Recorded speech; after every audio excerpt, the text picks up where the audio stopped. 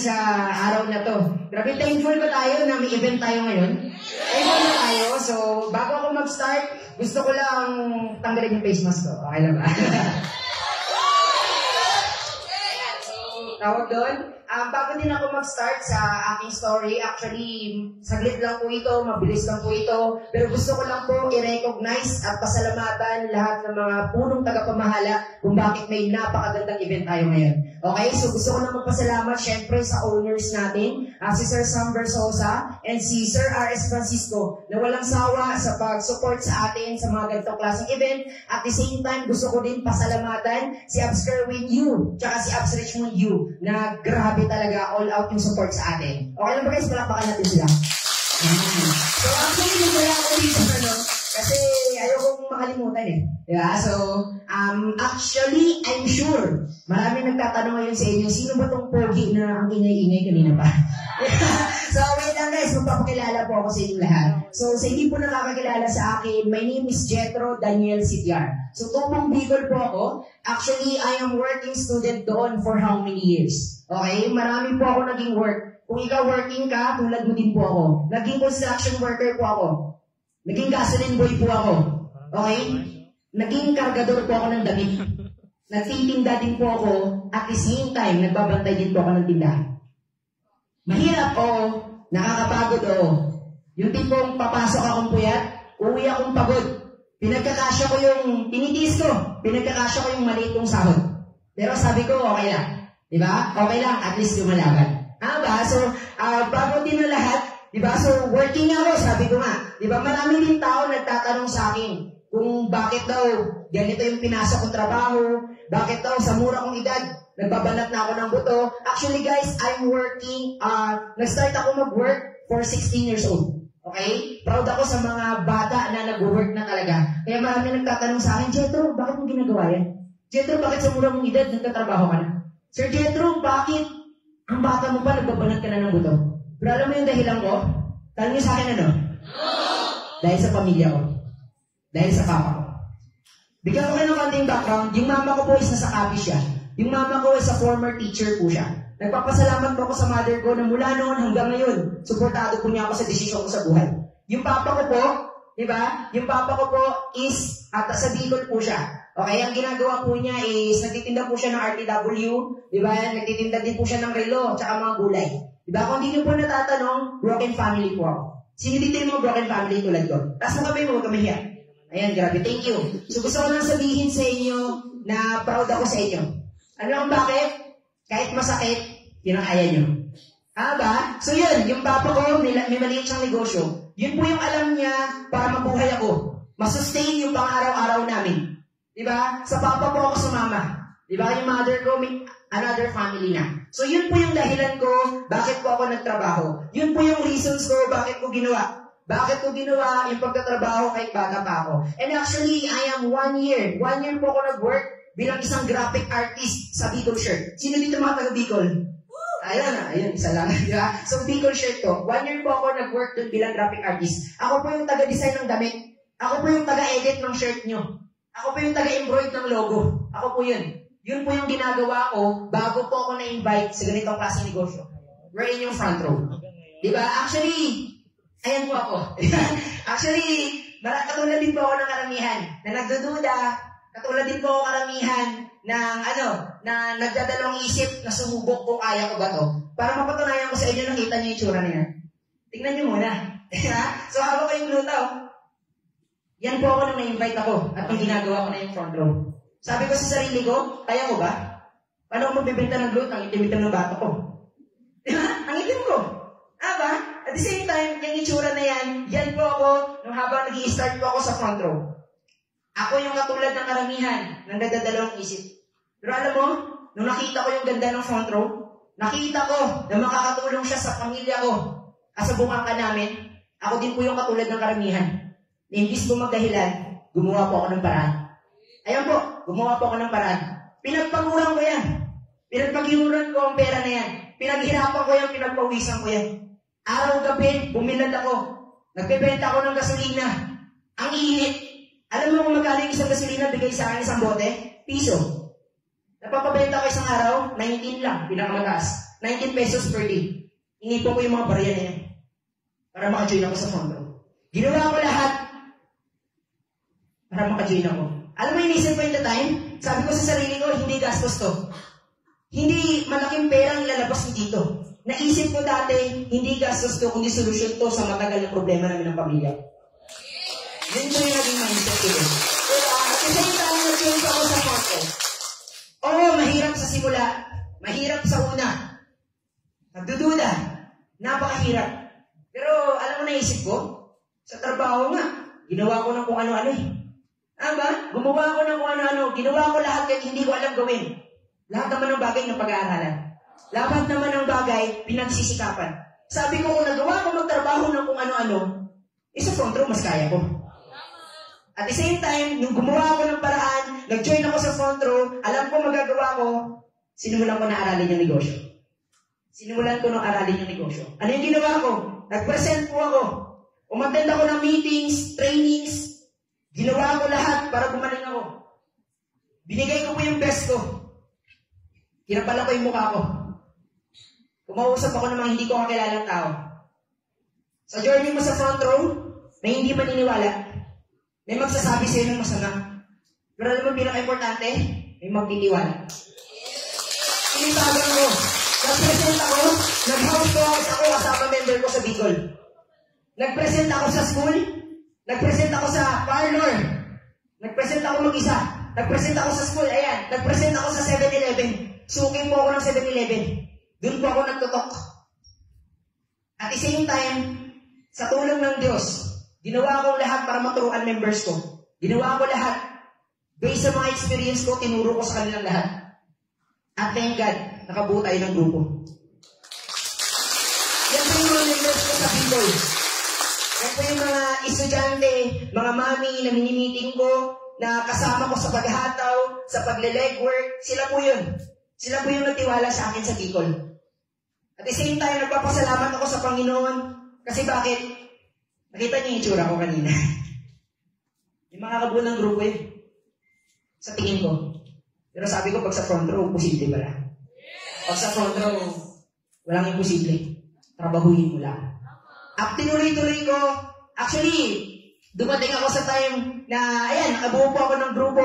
At eto na, nag-resign po ako sa trabaho. Pero wait lang hindi po ako, baliw po ako, oo, pero hindi po ako tanga. Na parang iwan ko yung trabaho ko para sa front row. Pero dumating din po kasi ako sa point. Yung kinikita ko sa trabaho ng isang buwan, kinikita ko sa front row ng isang linggo. Ganun po yung nagawa sa akin ng front row. Ginawa ko lahat para maturuan members ko. Lahat in-improve ko. Yung skills ko, inaral ko yung front row, tinuro ko sa mga members ko. Nakakapagod, nakakapuyat, yes. Pero sabi ko, mas nakakapuyat, nakakapagod sa trabaho. Pero dito, sabi ko, may pupuntahan ako. May mga naniwala sa atin dito. At eto na, di ko na namamalayan, na-in-love po ako. Na-in-love po ako. Actually, first time ko po ma-in-love dito. Tanong niyo sa akin bakit? Kasi hindi ko na pala namamalayan. Mahal mo na pala yung front row. Na-in-love po ako sa front row.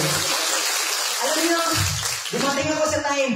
Ako kasi yung typical na bata na kapag may nakikita akong magaling, sabi ko sa sarili ko, ako din.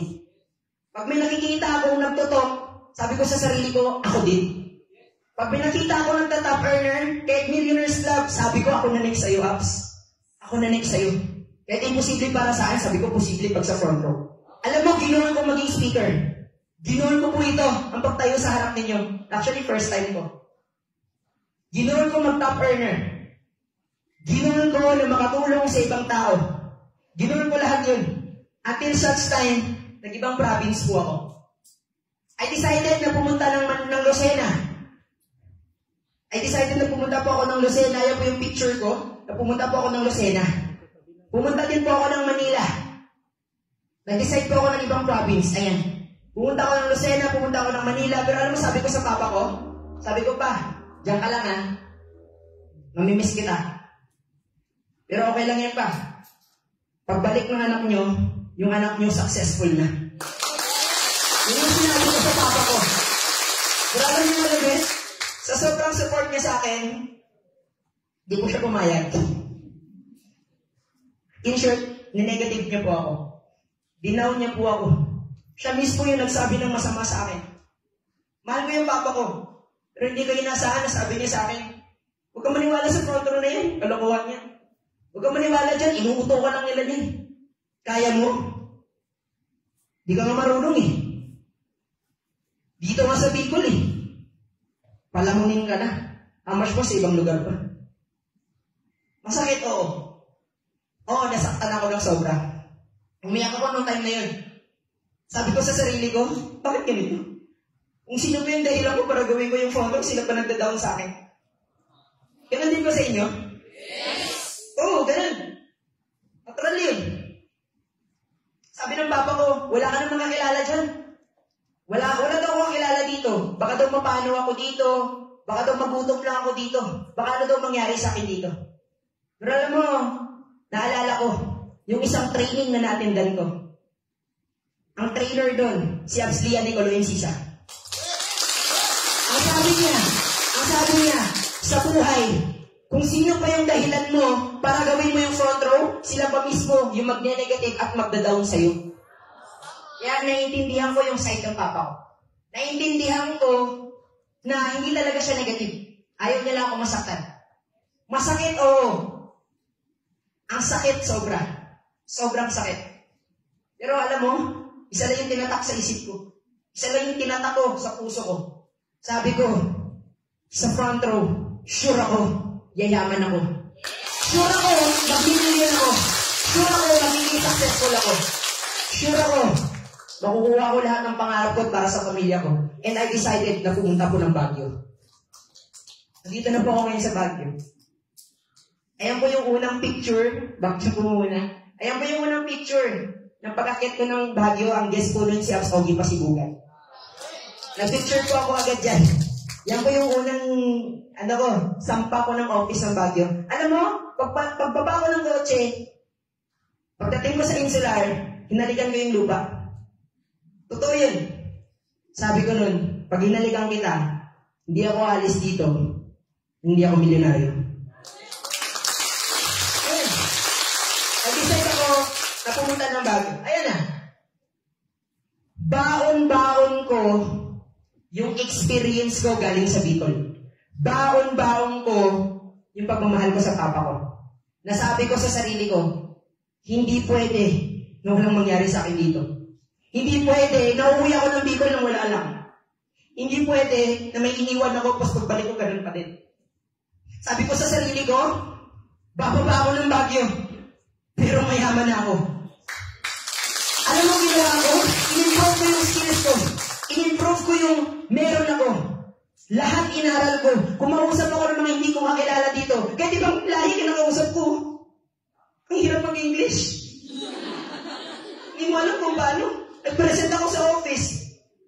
May Arabo, may Nigerian. Di ba? Santa Cruz. Di ba? Binigyan ko ng flyer. Nag-strangering po ako sa Burnham. Sa Rizal Park. Sa Magsaysay. Lahat po yun ginawa ko araw-araw. Umaga-gabi. Sabi ko sa sarili ko, yes, marami. Maraming nag-negative sa akin. Maraming hindi kumuha ng flyer ko. Maraming hindi naniniwala. Maraming buburahin yung mukha mo, sasabihin ka ng masama, ayoko niyang kalokohan yan, scam yan. Pero alam ko, itutuloy ko. Tinuloy ko. Ginawa ko lahat para maturuan yung mga members ko. Ginawa ko lahat para makatulong sa kanila. At at the grace of God, nakabuo tayo ng grupo. Sila po yun. Sila po yung unang tao na nagtiwala sa akin dito sa Baguio. Sila po yung unang tao na na-orient natin. Sila yung unang tao na taos-pusok nagpapasalamat sa kanila. Sila po yung mga tao na una at hanggang dulo makakasama ko. At alam nyo guys, nandito po sila ngayon sa harap ninyo. Okay naman, tumayo kayo. Sayo kayo. Tayo kayo. Sila po yun. Alam nyo, gusto ko lang sabihin sa inyo, talikod kayo. Tignan nyo yung mga tao. Tignan nyo. Tatandaan nyo, darating ang time grupo mo lang yan.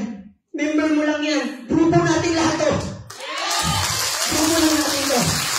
At tatandaan niyo, salamat sa inyo. Salamat sa tiwala na binigay niyo sa akin. Mahal na mahal ko kayo. But I appreciate that. Dumating din tayo sa point na sinagot ng Panginoon yung panalangin ko. Ngayon, next week natin, isa po tayo sa mga nagtatop earner sa team natin. Isa po tayo sa nagbago, especially sa produkto. Ako po yun. At the same time, isa na din po tayo sa mga nagtutok at kumakausap ng daang-daang mga tao sa Baguio.